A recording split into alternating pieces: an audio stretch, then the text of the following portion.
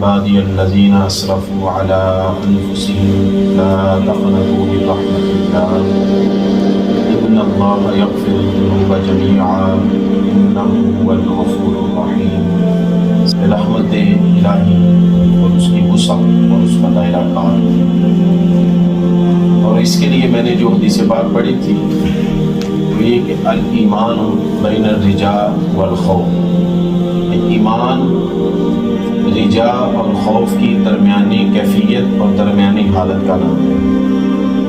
یعنی انسان اس طرح اس دنیا کے اندر زندگی گزارے کہ اس کی ایک نگاہ کے اندر، اس کی ایک نظر میں اللہ کی رحمت ہو اور دوسری نظر میں اللہ کا خوف ہو، یعنی پیرالل وہ اپنی زندگی گزارے، نہ اس کی رحمت سے مایوس ہو اور نہ ہی اس کے خوف سے بے نیاز ہو، یعنی ان دونوں کے درمیان، لیکن رحمت ہمیشہ اپنے اوپر حاوی رکھے، ہمیشہ جو اپنی سوچ کے زاویے ہیں، سوچ کا دائرہ کار ہے، اس کے اندر ہمیشہ اللہ تعالیٰ کی رحمت کو سوچے، اللہ تعالیٰ کی رحمت کے بارے میں ہمیشہ دیکھے اور منتظر رہے، امید رکھے کہ اگر مجھ سے دنیا کے اندر اس زندگی گزارتے ہوئے اگر کوئی کمی بیشی ہو جائے گی تو اللہ تعالیٰ اپنی رحمت کے صدقے مجھے معاف فرما دے گا۔ تو جو بندہ یہ امید رکھتا ہے اور یہ سوچ اور اس زاویے کے ساتھ زندگی گزارتا ہے تو قیامت کے دن اللہ رب العزت اس کے ساتھ وہی معاملہ فرمائے گا جو وہ دنیا میں اللہ کے بارے میں سوچا کرتا تھا۔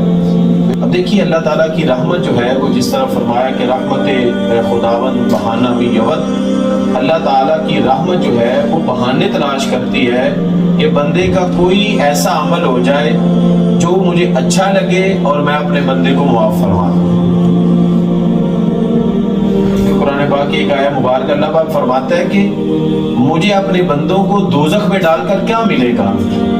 تو بندہ مومن جو ہے جس کے دل کے اندر ایمان کی طاقت ہے، ایمان کی دولت ہے اور ایمان کی شمع روشن ہو رہی ہے، اور بندہ مومن جب کوئی عمل صالح کرتا ہے، نیک عمل کرتا ہے، تو وہ جو ایمان کی شمع ہے جو اندر روشن ہے اس کے اندر مزید تر و تازگی آتی ہے، مزید اس کے اندر جو ہے وہ روشنی آتی ہے، تو ایمان مزید بڑھتا ہے۔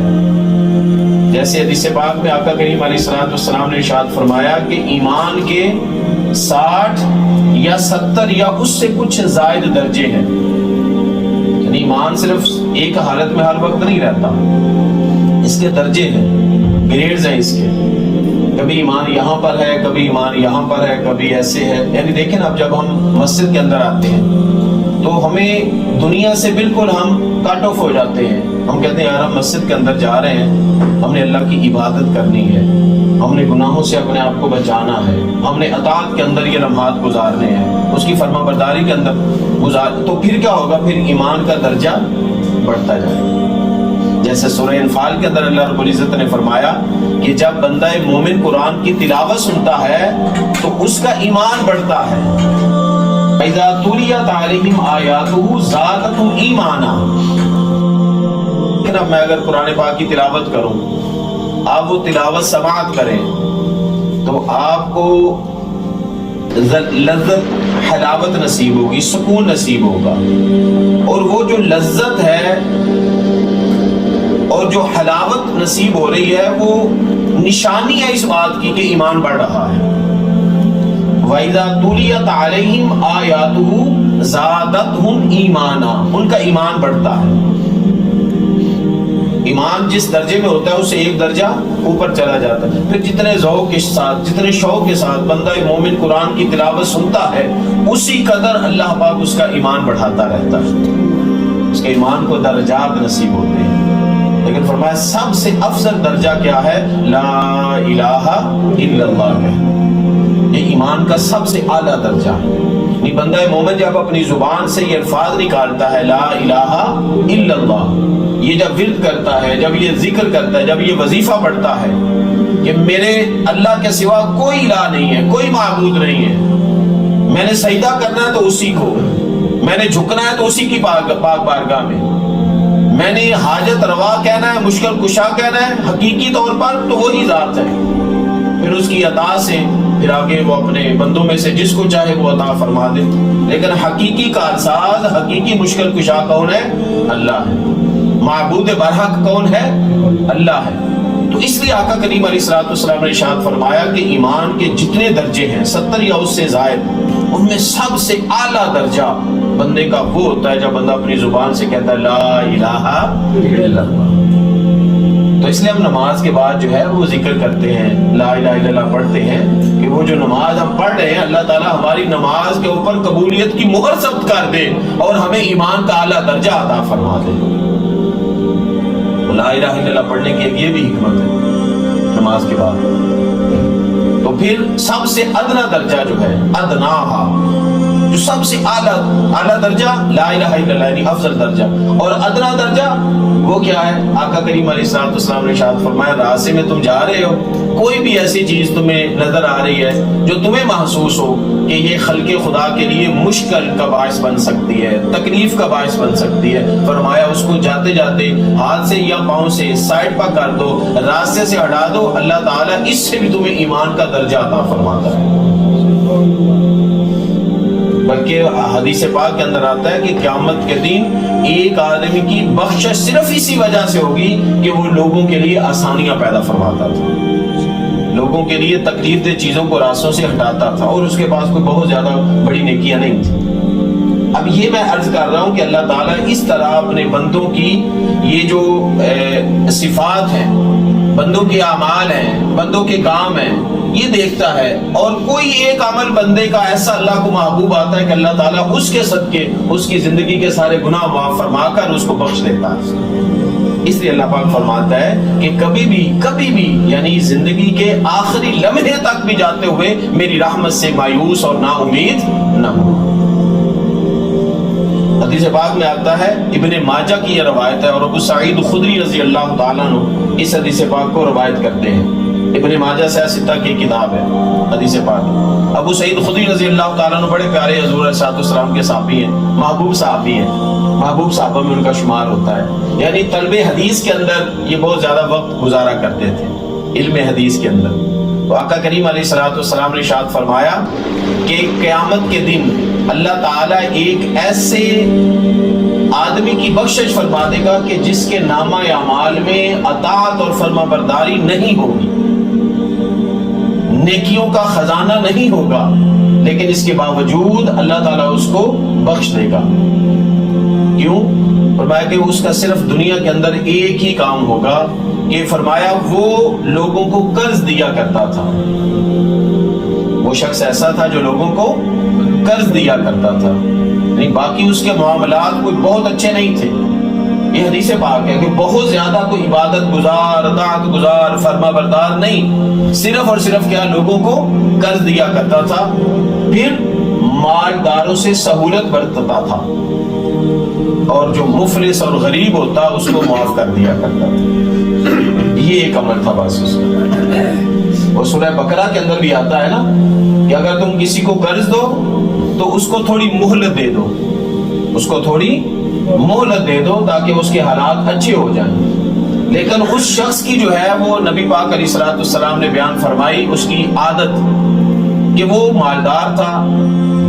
یہ مال ہمیشہ انسان کو دوزخ کے اندر نہیں لے کے جاتا، مال اگر اللہ کی راہ میں خرچ کیا جائے تو یہ مال اس کو جنت کے اعلیٰ درجے پر فائز فرماتا ہے۔ یہ مال انسان کو عثمان غنی بنا دیتا ہے۔ سبحان اللہ۔ آقا کریم علیہ الصلوۃ والسلام نے ارشاد فرمایا کہ وہ شخص مالدار تھا، لوگوں کو قرض دیا کرتا تھا، اور بندہ جب کسی کو قرض دیتا ہے تو اس کے سامنے یا تو جس کو قرض دے رہا ہے وہ امیر ہوتا ہے یا وہ غریب ہوتا ہے۔ تو قرض ہمیشہ بندہ مجبوری کے عالم میں لیتا ہے، شوق سے نہیں لیتا، اور شوق سے لینا بھی نہیں چاہیے، بوقت ضرورت لینا چاہیے۔ کیوں؟ کہ قرض جو ہے اس کے بارے میں حدیث پاک کے اندر آتا ہے کہ قرض اللہ تعالی یعنی بے جا لوگوں کا قرض لینا پسند نہیں فرماتا، بغیر ضرورت کے یعنی شوقیہ طور پر قرض لے کے اپنی بلڈنگز کھڑی کرنا، امپائر بڑی بڑی نہیں، بوقت ضرورت، مجبوری ہے، ضرورت ہے تو لے لو۔ اور پھر جو قرض دینے والا ہے وہ لوگوں سے ناجائز فائدہ بھی نہ اٹھائے، سود پر بھی نہ دے، یہ بھی نہ کہے کہ میں اتنا دے رہا ہوں تو مہینے بعد سال بعد دو گے تو اس کے بدلے اتنا دو گے تو میں تمہیں دوں گا، یہ سود ہے۔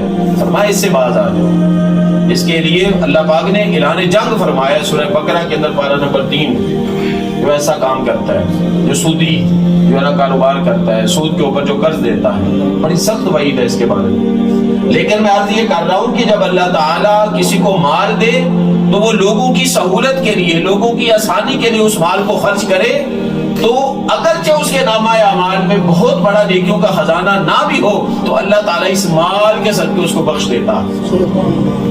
یہ تو حدیث پاک آ گئی نا ہمارے اوپر، ہمارے سامنے ابن ماجہ کی حدیث پاک۔ ابو سعید خدری رضی اللہ عنہ روایت کر رہے ہیں کہ وہ شخص لوگوں کو قرض دیا کرتا تھا، جو مالدار ہوتا وہ اس سے اگر آ کر ایکسکیوز کر لیتا، بھائی تھوڑا یعنی صبر کر لو، تھوڑا مجھے مہلت دے دو، تو وہ مہلت دے دیتا تھا۔ اور وہ دیکھتا کہ اگر وہ جو مقروض ہے جس کو قرض دیا ہوا ہے وہ مفلس ہو، نادار ہو، غریب ہو، جس طرح آپ دیکھ لیں کہ پاکستان کے حالات کس طرح جو ہے نا وہ اوپر چلے گئے ہیں، ابھی آہستہ آہستہ ہوں گے، تو ان حالات میں وہ جو بیچارہ دیہڑی دار ہے، جو ریڑھی بان ہے، ریڑھی لگانے والا، یا عام جو بالکل مزدور طبقہ ہے، اگر اس نے کسی سے قرض لیا ہوا ہے تو اس کے لیے ادا کرنا، ہم یہاں پر بیٹھے ہیں سمجھ سکتے ہیں، دوسروں کی تکلیف کو سمجھنا چاہیے، محسوس کرنا چاہیے، انسانیت اسی چیز کا نام ہے، ٹھیک ہے۔ تو نبی پاک علیہ الصلوۃ والسلام نے اس لیے فرمایا تاکہ میری امت کے لوگوں کے اندر امت کا احساس پیدا ہو، لوگوں کا احساس پیدا ہو، انسانیت بیدار ہو۔ تو فرمایا کہ وہ مالدار کو مہلت دے دیتا، اور جو واقعی مفلس ہوتا، پیشہ ور نہیں، اس کا بھی ہمیں خیال کرنا چاہیے، پیشہ ور لوگوں سے بچنا چاہیے، ان سے اپنے آپ کو بچانا چاہیے، جو حقدار ہے اس کی طرف جو امانت ہے وہ لٹانی چاہیے۔ تو فرمایا کہ اللہ تعالیٰ قیامت کے دن اس کو اپنے ہاں حاضر کرے گا، تو اللہ تعالیٰ فرمائے گا کہ تیرے نامہ اعمال میں دیکھ کوئی بھی اطاعت، کوئی بھی خیر نہیں ہے، لیکن اس کے باوجود میں نے تجھے بخش دیا۔ عرض کرے گا باری تعالیٰ مجھ پر اتنا کرم کیسے ہوا، مجھ پر اتنی رحمت کے دروازے کس طرح کھل گئے؟ اللہ تعالیٰ قیامت کے دن فرمائے گا کہ تو میرے بندوں کے لیے آسانیاں پیدا کرتا تھا، میرے بندوں کے لیے آسانیاں پیدا کرتا تھا۔ کتنی پیاری حدیث پاک ہے کہ اگر ہمیں بہت زیادہ یعنی چیز کی ضرورت نہ ہو، پیسوں کی جس کو ہم نے قرض دیا ہو، اسی حدیث پاک کو اگر ہم دیکھیں اور ہمیں معلوم ہے کہ دوسرا بندہ مجبوری کے عالم کے اندر ہے، ضرورت مند ہے، تو فرمایا اس کو، بلکہ یہاں تک ہم جو صدقہ کرتے ہیں، فرمایا صدقہ کرنا 1 گنا ثواب ہے، یعنی 1 دفعہ اس کا ثواب ملتا ہے، لیکن اگر آپ کسی کو قرضہ دیتے ہیں تو اس کا آپ کو 2 گنا ثواب ملے گا۔ صدقہ بڑی یعنی خوشی سے دیتے ہیں، اور جو کوئی قرض مانگ لے بیچارہ تو ہم 100 ہیلے بہانے کرتے ہیں، صدقہ ہم آرام سے دیتے تھے، کیونکہ ہمیں معلوم ہے کہ صدقہ دینے سے بلائیں ڈرتی ہیں، صدقہ جو ہے مال کو پاک کرتا ہے۔ بھائی اگر صدقہ دینے سے 1 بلا ڈرتی ہے تو کسی کو قرض دینے سے اللہ 2 بلائیں دور فرماتا ہے، یہ حدیث پاک ہے۔ کیوں؟ فرمایا ایک تو اس کی ضرورت پوری ہوگی جس کو آپ قرضہ دے رہے ہیں، اور دوسرا آپ کی طرف سے مال خرچ ہو جائے گا ضرورت کے تحت۔ تو جس کو آپ صدقہ دے رہے ہیں پتہ نہیں اس کو ضرورت ہے بھی یا نہیں ہے، ایسا ہوتا ہے نا، بعض اوقات ہم رمضان المبارک کے اندر زکوٰۃ دیتے ہیں تو بعض اوقات ان کے پاس اتنا مال جمع ہو جاتا ہے، آگے پھر وہ جا کے دکانوں میں بیچ دیتے ہیں۔ مثالیں اس سال پچھلے سال سامنے آئی ہیں، مارکیٹ کے اندر ہی وہ نظر آ جاتا ہے۔ تو جب بندہ صدقہ دیتا ہے تو اس کو معلوم نہیں ہوتا، یقین نہیں ہوتا کہ جس کو میں صدقہ دے رہا ہوں واقعی وہ ضرورت مند ہے یا نہیں ہے، لیکن جو بندہ قرض مانگ رہا ہے وہ ہمیشہ ضرورت کے تحت ہی قرض مانگتا ہے۔ اس لیے میرے آقا کریم علیہ الصلوۃ والسلام نے ارشاد فرمایا صدقہ دینے سے 1 اجر ہے اور کسی کو قرض دینے سے 2 اجر ہے۔ اس لیے فرمایا کہ قیامت کے دن اللہ تعالیٰ اس بندے کو معاف کر کے اس کو بخش دے گا اور اس کو جنت عطا فرما دے گا۔ داؤد علیہ السلام کو اللہ تعالیٰ نے وہی فرمائی، 3 باتیں فرمائی داؤد علیہ السلام کو، یہ یاد رکھنے والی بات ہے۔ پہلا فرمایا کہ اے داؤد مجھ سے محبت کر، دوسرا کیا فرمایا، جو مجھ سے محبت کرے اے داؤد، اے میرے پیغمبر، میرے نبی، تو اس سے محبت کر، اور تیسری بات کیا فرمائی، اے میرے پیغمبر داؤد لوگوں کو میرے قریب کر۔ داؤد علیہ السلام نے عرض کی باری تعالیٰ پہلی 2 باتوں کی تو سمجھ آ گئی کہ میں تو اس سے دوستی کروں، میں تیرا محبوب بندہ بن جاؤں، اور دوسری بات کی بھی سمجھ آ گئی کہ جو تجھ سے محبت کرے میں اس سے محبت کروں، لیکن تجھے اور لوگوں کو قریب کیسے کروں، لوگوں کو تیرے قریب کیسے کروں؟ وہ کون سا عمل ہے، وہ کون سا کام ہے کہ جس کو بروئے کار لاتے ہوئے لوگوں کو میں تیرے قریب کروں؟ تو اللہ تعالیٰ نے داؤد علیہ السلام کو فرمایا کہ اے داؤد، لوگوں کے سامنے میری نعمتوں کا ذکر کیا کر، میرے احسان ذکر کیا کر، میری نعمتیں لوگوں کو بتایا کر کہ اللہ کی یہ نعمت ہے، اللہ کی یہ نعمت ہے، اللہ کی یہ نعمت ہے۔ جیسے میں آپ سے کہوں اس کائنات میں سب سے بڑھ کر اللہ کی نعمت ہمارے لیے زہرا کا بابا ہے، حسنین کا نانا ہے، آمینہ کا لال ہے، حلیمہ کا چاند ہے، تو آپ خوش ہوں گے کہ نہیں ہوں گے؟ نعمت کس کی ہے؟ اللہ کی۔ ملی کسے ہے؟ ہمیں۔ تو جب ہم اللہ تعالیٰ کی نعمتیں، پھر اسی طرح والدین نعمت ہے کس کی؟ اللہ کی۔ تو فرمایا داؤد تو میرے بندوں کے سامنے میری نعمتوں کا ذکر کر، میرے احسانات کا تذکرہ کیا کر، میرا ذکر کیا کر احسن انداز سے۔ تو عرض کی باری تعالیٰ اس سے کیا ہوگا؟ فرمایا جب تو میرے بندوں کے سامنے میری نعمتوں کا ذکر کرے گا، میرے احسانات کا ذکر کرے گا، میرا احسن انداز میں ذکر کرے گا، تو لوگ میرے قریب ہوں گے، میرے بندے میرے قریب آ جائیں گے۔ تو یہ اللہ تعالیٰ نے اپنی رحمت کا ذکر کرتے ہوئے فرمایا کہ ہمیشہ مجھے اپنے قریب سمجھو۔ اسی طرح آقا کریم علیہ السلام نے ارشاد فرمایا کہ ایک آدمی لوگوں کو، وہ بنی اسرائیل کا آدمی تھا، وہ لوگوں کو اللہ کی رحمت سے دور کرتا تھا، استغفراللہ، نا امید کرتا تھا، کہتا تھا اس کا ڈر جو ہے نا، وہ ہمیشہ ہر وقت ڈر کی باتیں، خوف، خشیت، اس کے ہر وقت جو ہے نا وہ لوگوں کو اللہ کی رحمت سے نا امید کیا کرتا تھا۔ چھوٹا سا گناہ کر لو گے تو ایسا ہو جائے گا، معافی نہیں ہے، ایسا ہو جائے گا، ایسا ہو جائے گا، یعنی وہ اپنے انداز سے، حدیث پاک کے اندر بہر الفاظ ہے کہ وہ لوگوں کو رب کی رحمت سے نا امید رکھتا تھا۔ اب اس کا طریقہ اللہ کو معلوم ہے کہ وہ کیا کیا لفظ بولتا تھا، لیکن حدیث پاک میں یہ ہے کہ وہ نا امید رکھتا تھا، لیکن وہ خود کیا، اور ان پر سختی کرتا تھا، نا امید بھی رکھتا تھا اور لوگوں پر سختی بھی کرتا تھا۔ ہوتا ہے نا ہمارے یہاں بعض اوقات، ابھی چند دن پہلے کوئی پوچھ رہا تھا جی، وہ کسی نے کہا جی اگر شلوار کے وہ پینٹ کے پہنچے فولڈر ہو جائیں تو نماز ہی نہیں ہوتی۔ اتنی سختی نہیں کرنی چاہیے۔ میں کہا بھائی کیوں نہیں ہوتی؟ قرآن کی کس آیت میں ہے؟ حدیث پاک میں کہاں پر ہے؟ یا کچھ کہتے ہیں کہ اگر بازو ایسے تھوڑے سے ایسے ہو جائیں، شرٹ ہوتی ہے، ٹی شرٹ، تو نماز نہیں ہوتی۔ اکثر لوگ اس طرح، یعنی پاکستان کے اندر بہت، حالانکہ بالکل ایسی غلط بات ہے۔ ادب اور ہے، اور نماز کے اوپر جو فتویٰ دینا ہے کہ ہوتی ہے یا نہیں ہوتی وہ اور ہے۔ اب میں آپ سے کہوں کہ اگر میں ننگے سر نماز پڑھوں تو میری ہو جائے گی کہ نہیں ہو جائے گی؟ کیا جواب ہوگا؟ نماز ہو جائے گی۔ لیکن ادب کیا ہے؟ میں جتنی بڑی بارگاہ کے سامنے کھڑا ہوں، ادب یہ ہے کہ میں اپنا سر ڈھانپ کر کھڑا ہوں، یہ ادب ہے۔ سمجھ آ گئی؟ اس بات کو ہم نے سمجھنا ہے۔ نماز کب ہو جائے گی؟ جب آپ نے اس کے ظاہری اور باطنی جو احکام ہے وہ پورے کر دیے تو نماز ہو جائے گی۔ ظاہری احکام میں کیا؟ اگر کپڑوں کی میں بات کروں، مثال صرف ایک دے رہا ہوں، تو مرد کے لیے کیا ہے؟ ناف سے لے کر گھٹنوں تک، اگر یہ کمر ہے تو آپ کی نماز ہو جائے گی۔ اگر ٹی شرٹ پہنی ہے، صرف بازو ننگا ہے، تو کئی امام صاحب، مولوی صاحب ایسا وہ کہتے ہیں جی نماز ہونی نہیں ہے۔ غلط ہے، یہ سختی نہیں کرنی چاہیے، پیار کے ساتھ بتانا چاہیے بھائی اگر اویلیبل ہے نا پوری شرٹ، تو اللہ کے لیے جب جھکنا ہے تو پھر وہ لباس پہنو جو خوبصورت ہو، جو پیارا ہو، سر کو ڈھانپ کر خوبصورت لباس، یہ آداب کے اندر آتا ہے، لیکن ہونے یا نہ ہونے کے اندر اس کا تعلق نہیں ہے۔ تو یہ اس لیے وہ ممکن ہے یہ، لیکن میں نے اپنی مثال دی، اور یقین جانے میں اپنی مثال دے رہا ہوں آپ کو کہ میرے ساتھ بھی ایک مرتبہ ایسا ہوا تھا کہ اسٹوڈنٹ لائف تھی، تو ایک مسجد کے اندر دوست کے ہاں گئے، اس کے گھر میں، تو نماز کے لیے گئے، ایک بزرگ، یعنی وہ اپنی جگہ پر ٹھیک ہے، انہوں نے جیسا سنا تو انہوں نے باقاعدہ طور پر وہ یہ لفظ بولے تھے کہ بیٹا زور کا نماز، ہم نے زور کی نماز پڑھی، انہوں نے بولا بیٹا آپ کی نماز نہیں ہوئی، کیوں؟ آپ نے پینٹ پہنی ہوئی۔ یقین جانے میں حقیقت کہہ رہا ہوں آپ کو، میرے ساتھ ہوا واقعہ، پاکستان کے اندر یہ موجود ہے۔ وہ کہتے ہیں یہ جو کچھ مولوی ہیں وہ کہتے ہیں یہ انگریزی لباس ہے، انگریزی لباس پہنو گے تو آپ کی جو ہے نماز نہیں ہوگی۔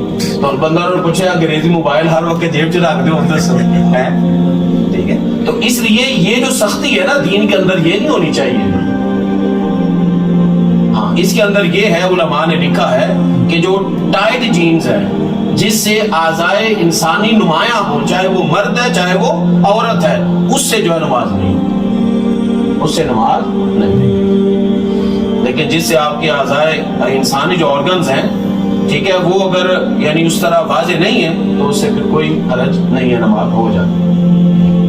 تو بہرحال عرض کرنے کا مقصد یہ ہے کہ ہمیں لوگوں کے لیے آسانی پیدا کرنی چاہیے، لوگوں کے لیے سہولت پیدا کرنی چاہیے، لوگوں کو مسجد کے قریب کرنا چاہیے، نماز کے قریب کرنا چاہیے. اب ایک بندہ ہے، بچہ ہے جو نوجوان ہے، آفس میں جاب کرتا ہے ٹھیک ہے، اب وہ پینٹ کوٹ پہن کے جاتا ہے. اگر آپ اس کو یہ کہہ دیں گے کہ بیٹا آپ کی پینٹ کوٹ میں نماز نہیں ہوگی تو وہ تو پھر نماز ہی نہیں پڑھے گا.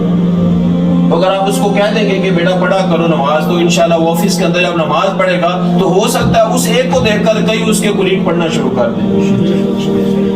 تو اس لیے نبی پاک علیہ الصلوۃ والسلام کی ہر حدیث کے اندر خدا کی عزت کی قسم ہزارہ حکمتیں چھپی ہیں، بات سمجھنے کی ہے. تو اب وہ شخص خود نیک تھا، خود بہت اچھا تھا، بہت اعلیٰ درجے کے اوپر حامل، لیکن لوگوں کے اوپر سختی کرتا تھا، لوگوں کو رب کی رحمت سے نا امید کرتا تھا. اب قیامت کے دن، حدیث پاک بتا رہا ہوں، قیامت کے دن آقا کریم علیہ الصلوۃ والسلام نے ارشاد فرمایا اللہ اس کو اپنے دربار کے سامنے کھڑا کرے گا اور اللہ فرمائے گا کہ جس طرح لوگوں کو دنیا کے اندر تو میری رحمت سے نا امید کیا کرتا تھا، آج تو میری رحمت سے نا امید ہو جا. اللہ، اس کی نیکیاں ضائع برباد ہو گئی. اور میں جس طرح تو دنیا میں لوگوں کو میری رحمت سے مایوس کیا کرتا تھا، نا امید کیا کرتا تھا، آج میں نے تجھے اپنی رحمت سے نا امید کر دیا، مایوس کر دیا. حکم ہوگا اس کو دوزخ میں. کیا پتا چلا؟ پتا یہ چلا کہ ہمیں لوگوں کے لیے آسانی پیدا کرنی چاہیے، لوگوں کے لیے نرمی پیدا کرنی چاہیے، ٹھیک ہے، لوگوں کو اللہ کے قریب کرنے کے لیے کوشش کرنی چاہیے.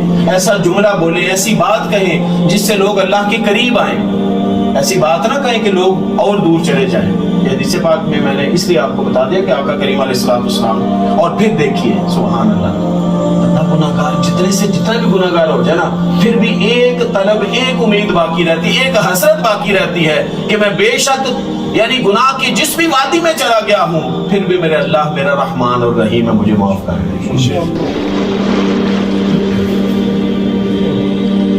آقا کریم علیہ الصلوۃ والسلام نے فرمایا قیامت کے دن اللہ تعالیٰ ایک شخص کو دوزخ میں ڈالے گا. یہ سننے والی حدیث ہے. ایک شخص کو دوزخ میں ڈالے گا اور وہ شخص ایسا کہ دنیا کے اندر اس نے رحمان اور رحیم کا بڑا ورد کیا تھا. جب آپ بسم اللہ پڑھتے ہیں نا، عادت بنا لیتے ہیں، تو بندہ کیا ہر وقت سوچتا ہے کہ میرا رب جو ہے وہ رحمان بھی ہے اور رحیم بھی ہے. یہ پڑھنا چاہیے، اپنے بچوں کو بتانا چاہیے بیٹا بسم اللہ کو اپنا معمول بنائے، اپنی عادت بنائے. خود بھی ہمیں اس کی عادت جو ہے نا وہ بنانی چاہیے. اس کا میں آپ کو ابھی بتانے لگا ہوں کہ اس کا مقام کیا ہوگا، اس کا صلہ اور ریوارڈ کیا ملے گا. قیامت کے دن کیا ہوگا؟ سورہ یاسین کے اندر نا الیوم نختم علی افواہہم، زبانوں پر مہر لگ جائے گی نا، ایسے کافروں کے بارے میں. لیکن جو بھی فرنکتے کرے گا، جو بھی انکار کرے گا نا، اس کے لیے آئے گا. اچھا تو زبان سے انکار کر رہا ہے، اللہ فرمائے گا فرشتوں کو اس کی زبان کو تالا لگا دو، ہاتھ گواہی دیں گے،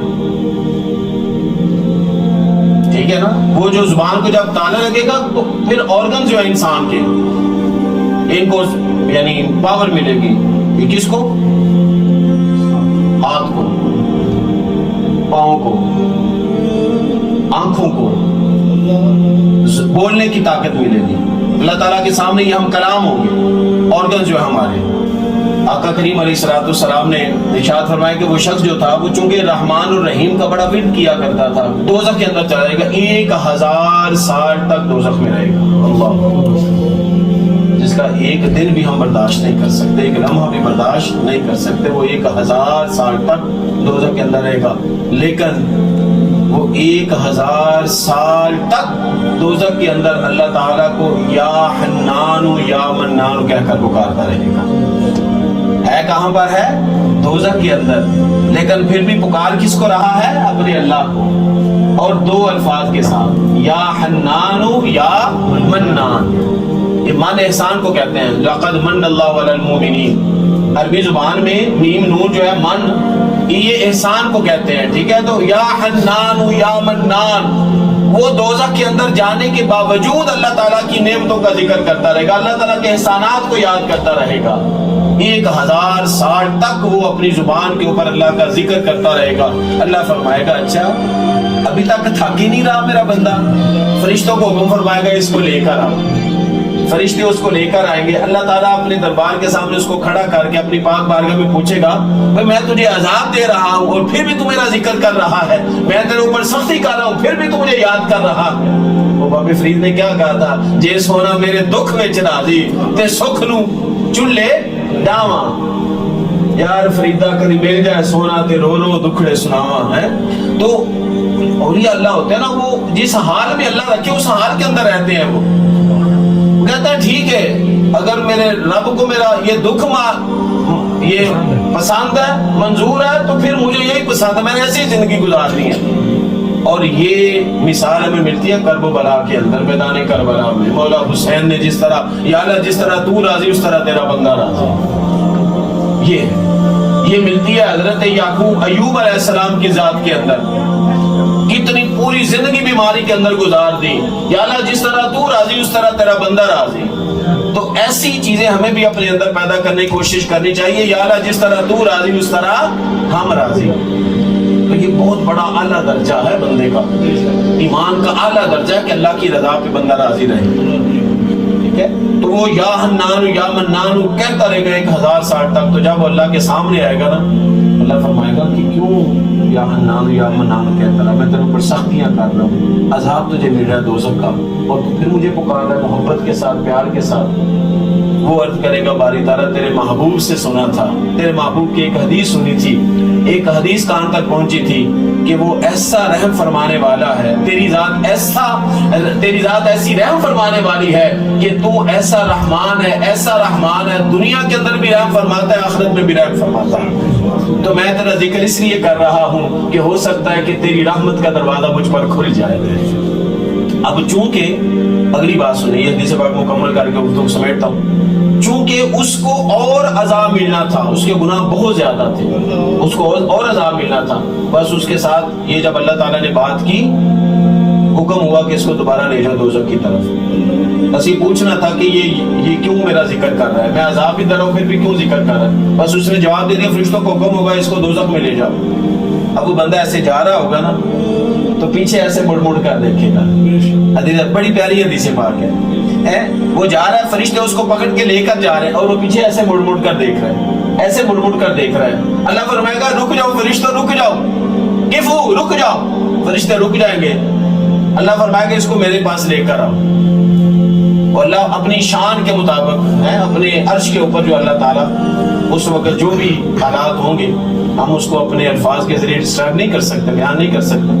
اللہ تعالیٰ فرمائے گا اس کو لے کر آؤ، وہ بندہ جائے گا، اللہ فرمائے گا میرے یہ بار بار پیچھے مڑ مڑ کر کیوں دیکھ رہا ہے جبکہ تیری نے فیصلہ ہو گیا کہ تو نے دوزخ میں جانا ہے۔ وہ کہے گا باری تعالیٰ تو دنیا کے اندر بھی رحمان تھا تو آخرت کے اندر بھی رحمان ہے، تو نے 2 صفات ذکر فرمائی ہیں رحمان اور رحیم، اور میں نے ایک عالم سے سنا تھا کہ تو ایسا رحمان ہے جس کا جو اثر ہے، جس کی رحمت کا اثر جو ہے اور فائدہ جو ہے وہ ہمیں دنیا کے اندر بھی پہنچے گا، آخرت میں بھی پہنچے گا۔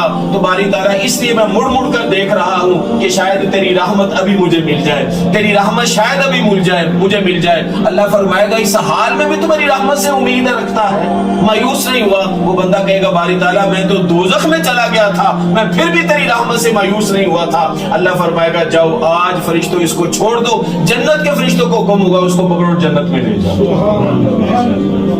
نامہ اعمال میں ابھی گناہ ہے، مقدر میں ابھی سزا اور لکھی ہوئی ہے، حکم ہو جاتا ہے اس کو دوزخ میں لے جاؤ، لیکن ایک عمل اس کا، اللہ ایک عمل کیا ہے کہ وہ پیچھے مڑ مڑ کر دیکھتا ہے، شاید ہن سونا کہہ دے کہ نو چھڑ دو، شاید ہن سونا کہہ دے مالا کہہ دے کہ نو چھڑ دو۔ جدوں پیغام نہیں آیا تو خود ہی پھر کہتا باری تعالیٰ تیری رحمت تو اج بھی میں پر امید ہاں، مایوس تے نا امید نہیں ہویا۔ اس واسطے دوستان محترم یہ 3-4 مثالیں احادیث پاک میں نے آپ کے سامنے ساری بیان کی ہیں۔ اللہ تعالیٰ کی رحمت جو ہے بہت بڑی ہے، بہت وسیع ہے، بس کمی ہے تو ہمارے مانگنے کے اندر، ہمیں مانگنا آنکھنے نہیں آتا کہ اللہ تعالیٰ سے ہم نے سوال کس طرح کرنا ہے، اللہ تعالیٰ سے رحمت کس طرح ہم نے مانگنی ہے۔ دعا کریں کہ اللہ تعالیٰ ہمیں ساری زندگی اپنی رحمت کا طلبگار بنائے، اور اپنی رحمت کے اوپر اللہ تعالیٰ ہمیں ہمیشہ امید رکھنے والا بندہ مومن بنائے۔